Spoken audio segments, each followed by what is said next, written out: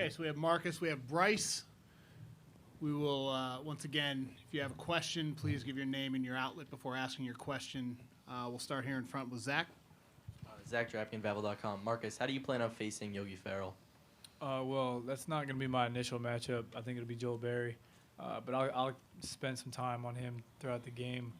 Just try to keep him in front of me. You know, he's really explosive and quick, and he can also shoot a really nice pull-up jumper. So, you know, he's a guy that's talented enough to get his over the course of a game. You just got to contest everything and keep him out of the paint because he's so good at getting shots for other guys as well that once he gets in the paint, he causes a lot of problems.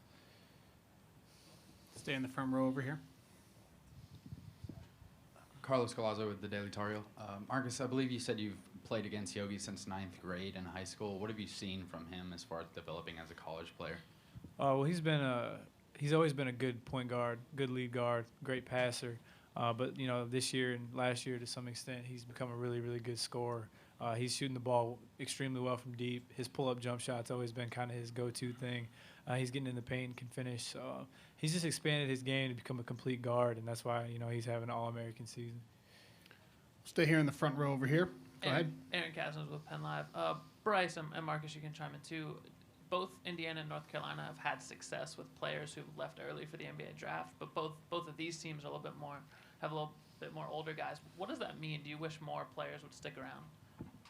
Well, I mean, it all depends on who you are. I mean, I just felt like I wasn't ready. I mean, I don't think I was a one-and-done type of player or a player that could have left early. So, I mean, I stuck around, and, I mean, it benefited me in the long run. So, I mean, it just depends on who you are as a person. I mean, if that's what you want to do, that's your decision. But I decided that I needed to get better, and college was the best place for me to do it. Marcus, you want to chime in? Yeah, I think it does depend on the individual. Like you said, both teams have had talented guys that have been able to leave early. And this group, for both teams, has just had people stick around. But, you know, there'll probably be a wave in a couple of years where the talent gets concentrated with these two schools again, and you'll have guys that can make that jump. So it just kind of depends. But it's kind of cool to see really good players stick around, and then you have experienced, talented teams that end up playing each other in tournament like we are. Okay, we have a couple here in the second row. Let's start in here. Yep. Josh Newman, Asbury Park Press. For either player, Indiana-Carolina, that's a historically significant matchup. Has Coach Williams or any of the older Carolina guys told you what those matchups were like? Start with Bryce. No. I mean, I really haven't heard anything about the rivalry or the matchups between the two schools, so can't really say much on it. Marcus? Yeah, we haven't talked much about it as a group or, you know, had any specific words about the past matchups. But, you know about Michael Jordan playing his final game against Indiana in 1984 and stuff like that. And they've beaten us the last couple times we've matched up in the tournament, I think. So, I mean, I know stuff like that, but I don't think it pertains a whole lot to tomorrow's game. Okay, stay in the second row, Adam. Bryce, here, Adam Zagoria from SMY. Just Thomas Bryant, he's only a freshman, but obviously had a big game against Kentucky. What have you seen from him on film, or did you watch that game, and what challenges does he present?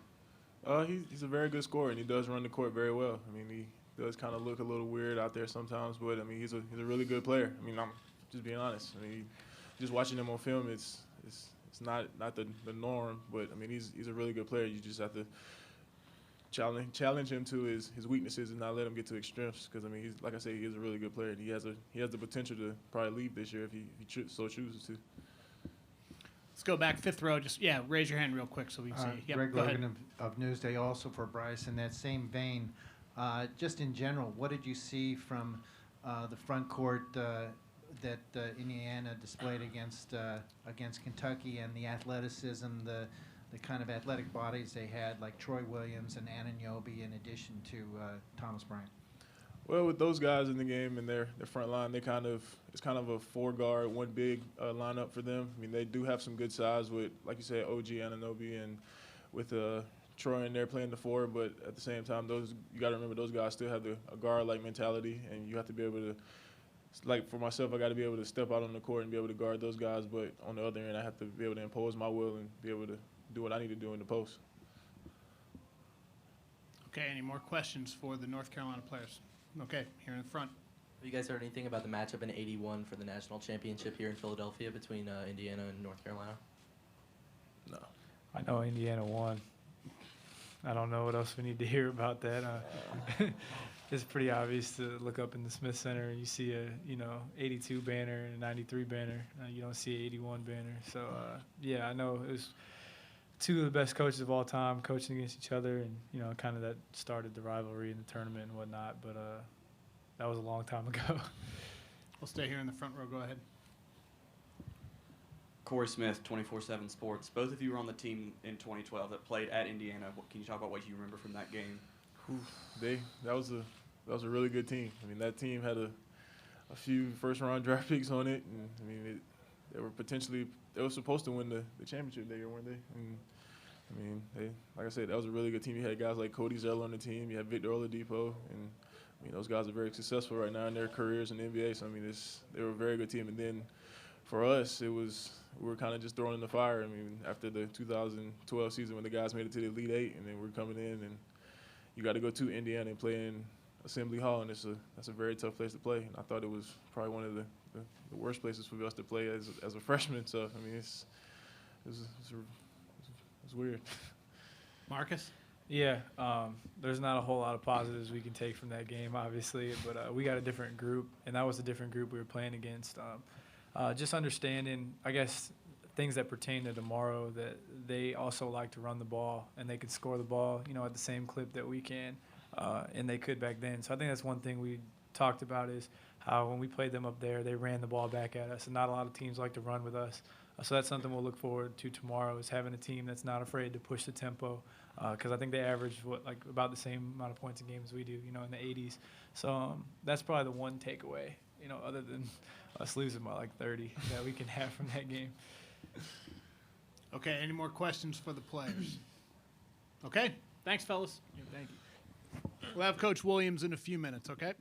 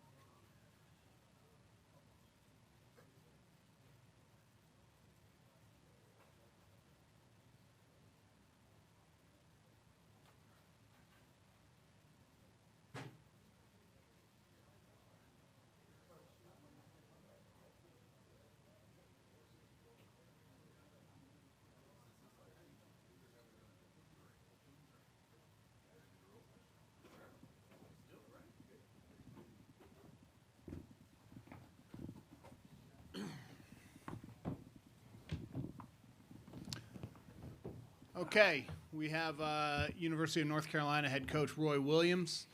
Once again, just raise your hand. We'll come bring a microphone to you. Just give us your name, outlet, and your question. We will start way in the back with Michael, and then we'll go to row 4 here. Thanks, Coach. Michael Luongo, AP Broadcast. You've been to this level so many times at different points of your career. Is it still special for you, and for what reasons? There's no question it's extremely special, especially when you say you've been through this so many times. It sounds like I'm getting even older than I think I am. But each and every year you start out late September now, early October, big-time dreams and goals for your team, and you try to share them with them. You have short-term goals, you have long-range goals, and those dreams that you have sometimes become more reality the closer you get. And so I get excited about it. I love the NCAA tournament, the pageantry of it, the suspense. You know, when you're a really good team, and we've had some of those in the past, and you go home really early, you know, that's not as much fun. But the NBA, they get 3 out of 5, 5 out of 7. Generally speaking, the best team always wins, but that doesn't happen in our game, and that's okay, you know, because that's what makes it so exciting. And but no, I really do think for this time, for me, this is my favorite time of the year, other than those first 3 or 4 weeks when you're just trying to put that team together. And then one of the other thrills is a day like today, we get to come and talk to the media for an hour and a half and only get 50 minutes practice. I mean, Jesus Christ, what else can you need? We'll go to 4th row here at the end. Go ahead. Thank you. Roy, it's Mark Bradley from the Atlanta Journal. Not to dwell on the other side of March, but it's been, 7 years since North Carolina's been to the Final Four. Most places, that's no big deal. Yeah. North Carolina, it's the second longest gap in like 50 years. Is that, given Really? that you're, yeah, I think so. Given that you're Carolina and given that you're #1 seed and your fans expect a lot, Yeah. Does the pressure ratchet up every step further in the tournament you take? Not really for me, because, you know, I've been around, as you said, Mark, like I said, a long time, so I'm more used to that part of it. But you can't let other people's expectations and what their thoughts and plans are change the way you think. I put more pressure on me in any 1 minute than anybody else can put on me in a week. But for us, we try every year to start to do the best thing you possibly can. I remember the reason I said that, question your 50 years, I was trying to count up here, but I remember I was at Kansas, and all of a sudden in '91 we're in the Final Four. And Coach Smith said, man, it's been a long time, because the last time that I'd been to the Final Four was with him in '82. So we went from '82 to '91, and that was a long time for 2 old guys. I wasn't quite as old then, and my hair was black then, but so was yours. And what we have to do is we just have to do it every year and coach and do the best you can and not get too caught up in what other people are saying. Sometimes you have some breaks that really go your way, whether it's in recruiting or somebody getting hurt or not getting hurt, guys developing. But I can assure you that when we started the year, we weren't thinking about last year. And when I'm up here today, I'm not thinking about last year at all. We're trying to do what we can with this team. We'll go 2 more in the back, and then we'll come to the front. So start with Dana in the back row.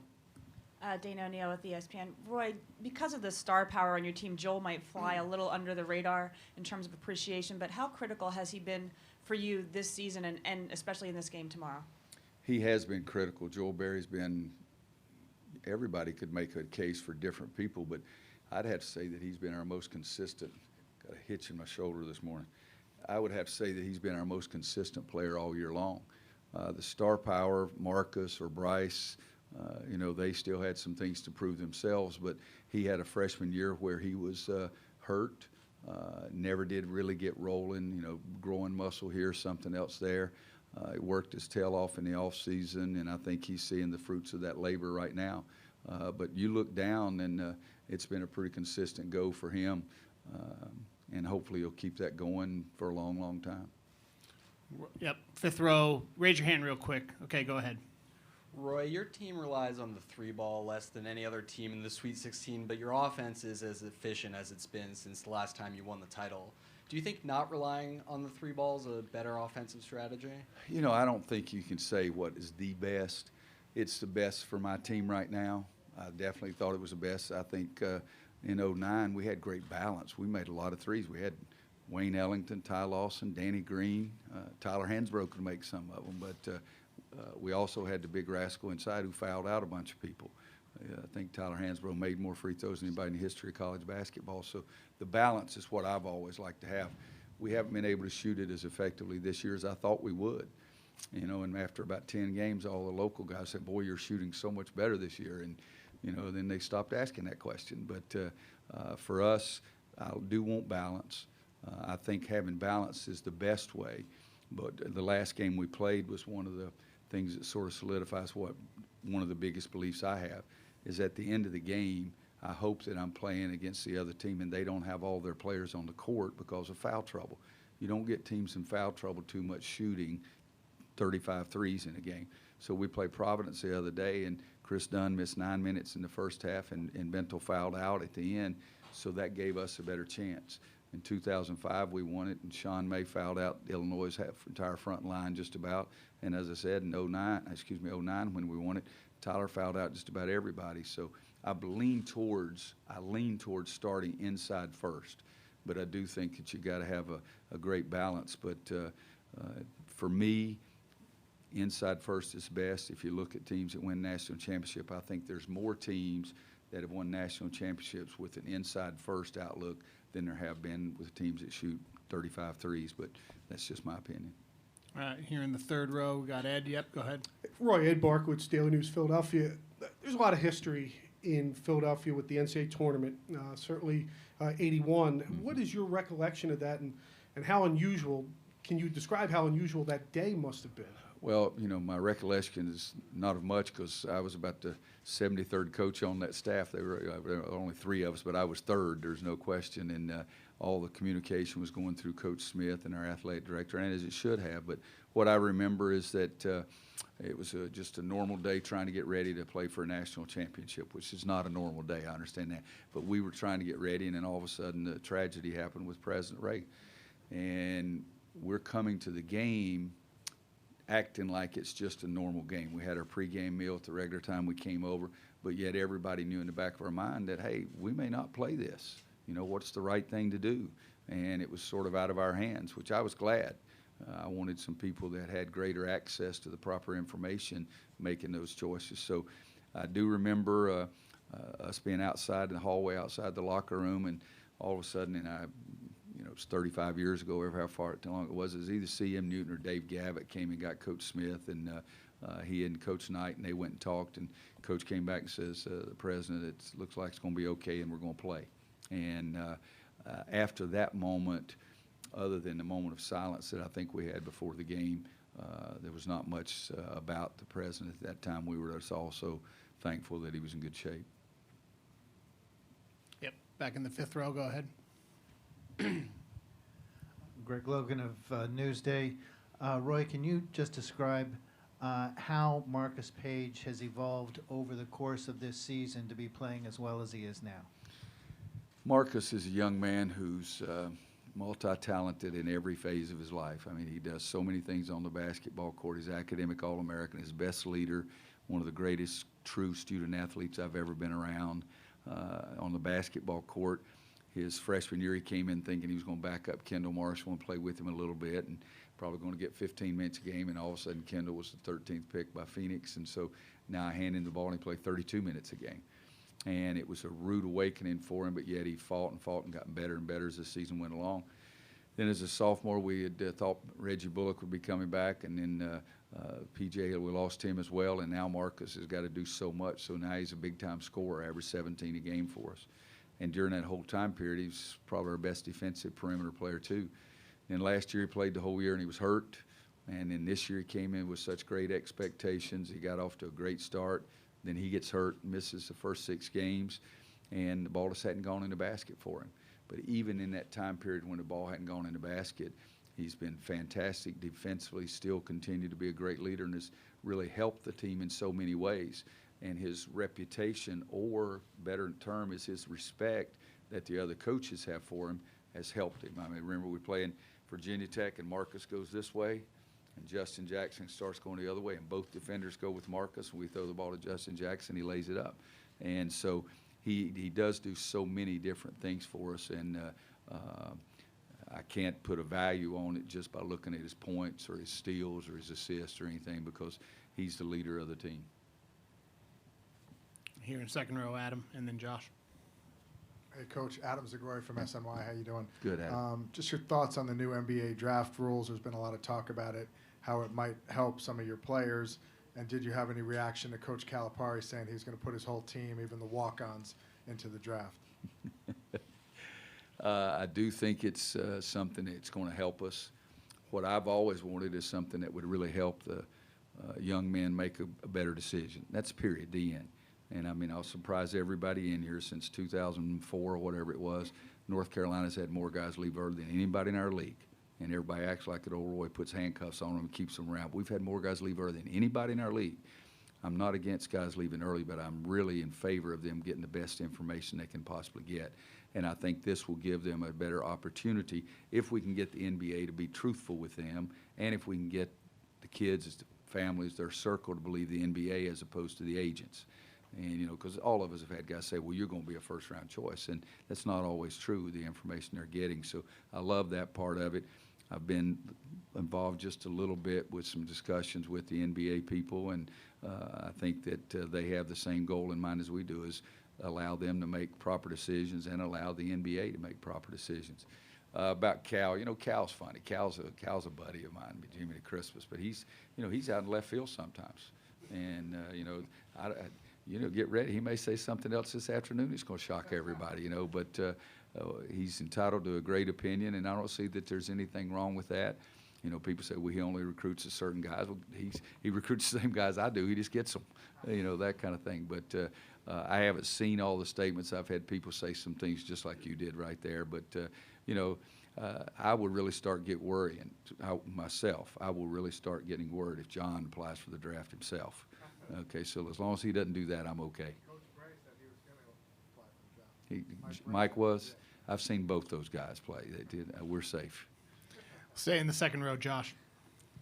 Josh Newman, Asbury Park Press. Going back to the Indiana-Carolina thing, you know, obviously it's a historically significant matchup given 1981, given 1984. Is it at all important to you that your current players know the history and have a healthy respect for the history?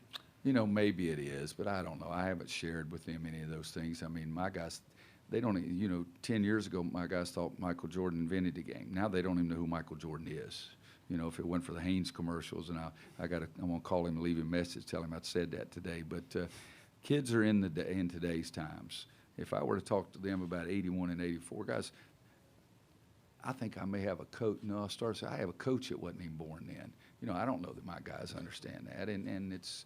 Maybe I'm wrong, but I'm not talking about that to them. I'm talking about this team, this year, how they've played, how they've gotten better, how they need to get better.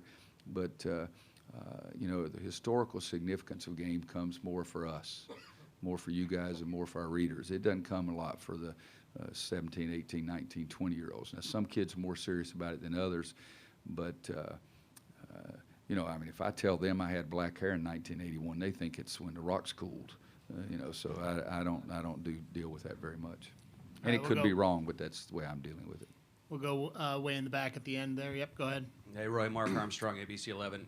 We were asking players and coaches about superstitions, and they all pointed at you as the guy in that department. Can you shine any light on some of the things you need to do on game day or otherwise? You know, it's vastly overrated, okay, but if it's okay, I'm going to try to do everything I can, what I'm responsible for. You know, there's a chance that I might wear the same suit that I wore against the team that when we beat them. If they beat us, I've put it out for the mailman to see if he can give it to somebody. I do have a routine that I go through a lot. But, guys, if you wanted all my superstitions, hell, I ain't even going to get to go to practice, so I've got a few of them. But I have yet to see any of those superstitions win a game, but it certainly makes me pass the time and make me feel like I'm doing the best I can do. Here in the front with Zach. Zach Drapkin, Vavel.com. Marcus touched on this a little bit earlier. What's your plan for matchups in the defensive backcourt and guarding Yogi Ferrell? I haven't talked about it yet. We'll give them the matchups when I write the names up in the locker room for the game. You know, we're coaching so everybody on the perimeter knows they're going to have to guard Yogi, know they're going to have to guard Troy. Find out as much as you can about those guys, but we'll make the matchups in the locker room before the game. We'll go back to Michael.